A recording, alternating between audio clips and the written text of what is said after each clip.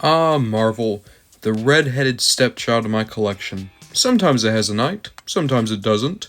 I'm always going to be a DC fan first and foremost, and even though I do love Marvel and I love the characters, like the movies, like the shows, like the games, I don't know. It's always just going to be the second fiddle to me, unfortunately.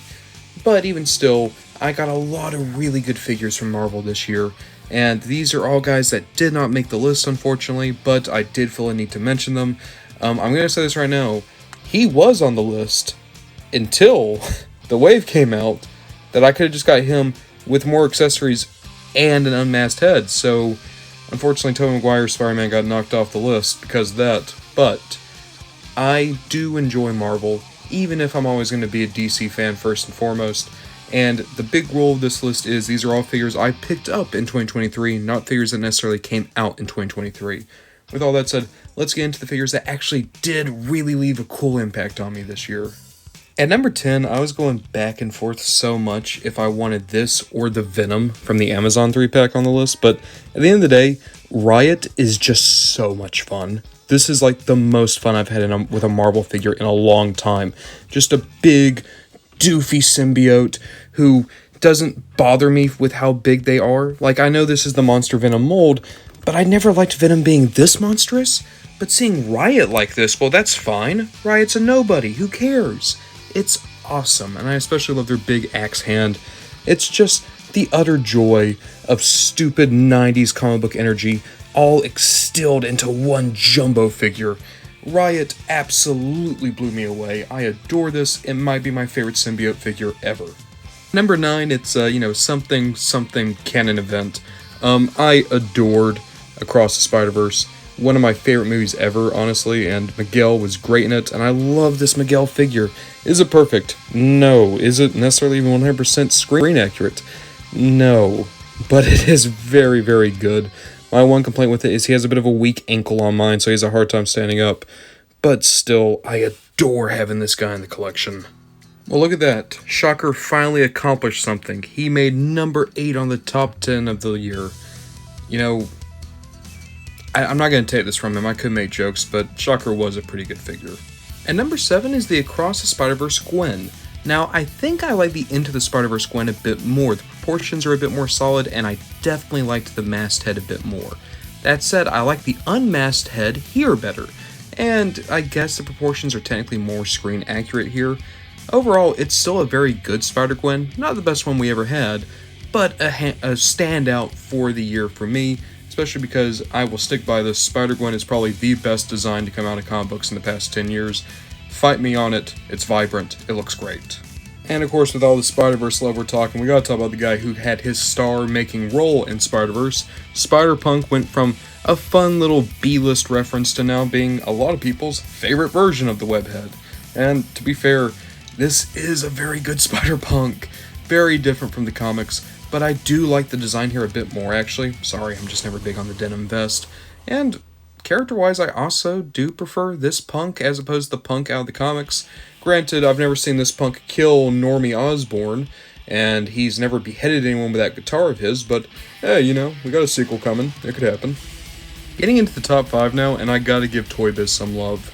I've been looking for a good Green Goblin for a very, very long time, and this is the best Green Goblin I've ever messed with. The Toy Biz Goblin just has the perfect look to me. Forget about the fact that it comes with a glider, forget about the fact that it has a pumpkin bomb always in its hand so you'll never lose it. It's that head sculpt. I love this. Nowadays, it feels like Hasbro and every toy designer ever wants to really emphasize it being a Halloween mask. I don't care about that. Make it look like his actual face. It's a comic book. I'm not looking for realism in my toys. I want you to depict them accurately. And I don't know why only Toy Biz really hit that accord with me, but I love that head sculpt. It reminds me of the 90s animated series. It brings me such nostalgic joy for the Goblin, and I think for that reason alone it has to be my favorite Goblin, but it helps that it's on top of a very good body that comes with a serviceable glider. I'll be honest, I thought Miles was the single best figure to come out of the Legends Spider-Verse wave, and this figure makes it to number 4 as a result. I love how they added the blue highlights to really break up the figure, but also this might just be the best looking Miles figure ever made, at least from Hasbro. I love the proportions, I love the overall look of the costume, captures the costume from the movie almost perfectly. It's such a great figure to get at only $20 that I am pretty comfortable saying it's the best Hasbro Miles, at least that I've ever personally messed with. And I was tempted to give it number 1, and I'll be honest, before this video started, it still was number 1. Really, there's just a couple of figures that I can't justify putting below it for personal reasons, but I think objectively, this is the best figure Marvel put out this year, at least for me and what I interacted with. After all these years, we finally have a great classic costume Magneto in Marvel Legends. We've had good classic costumes Magnetos, though in all honesty, Magneto somehow is a character that always has an issue with his figures, be it proportions or articulation or paint, anything like that. But finally, this is a Magneto I mess with, and it's just perfect. Now, there are issues here, not enough hands, and quite frankly, it could have really used an unmasked head. But then you look at the head he comes with, I love the shading right underneath the eyes to really make him look a little bit more demented than usual.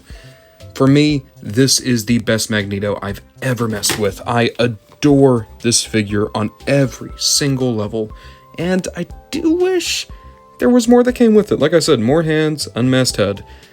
But for what it is very, very good. Continuing the 90s love, I had to put the animated Spidey on here. I grew up with animated Spidey being my Spidey, and I still hear him whenever I read Spider-Man in the comics. Now, we've had many good representations of Spider-Man since, but this was always probably going to be one of my favorites, if not my absolute favorite.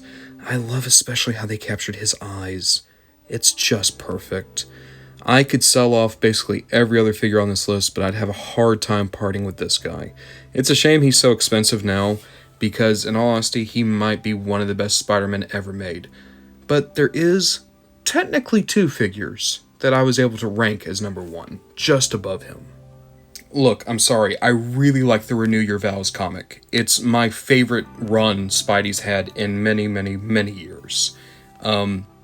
Even if I didn't take my account of that story out of this, the fact of the matter is, this is a phenomenal Peter Parker, and that is a really good spinneret. Taken as a 2-pack, I don't think there's a better one from Marvel this year. But even if we took spinneret away, this Pete, right? This is an iconic, perfect 90s style Peter Parker. Big eyes, darker blue, brighter red, and he has some extra articulation compared to most Spider-Man out there. This is the best body that Hasbro has ever given a Spider-Man, this new retro form. And even though my heart will always have a special place for the animated Spidey, this guy is just so much better in terms of proportions, in terms of colors, in terms of everything. Take Spinneret in there with him though, and it's just an absolutely phenomenal 2-pack, and one that still goes for pretty cheap, which, you know, hint hint, good duo of figures. So somehow my top 3 of the year involves 4 figures, and if we want to get really persnickety here, you can make an argument that 3 of these are Spider-Men, but I really did have a good time with the few Marvel figures I picked up this year. I think the issue is, this is going to be a very different list compared to many people, just because I don't really pick up Marvel that often, and the ones I do pick up are very character-centric. But that said, I did have a good time with Marvel this year. It's been a good 2023 for Marvel Legends, and even though, kind of like Transformers, I'm not entirely sure if there's going to be enough reason to do another list next year, it was nice to get these guys. So, stay tuned, we got a couple more lists to go, and then we will be able to finally wrap a bow on 2023.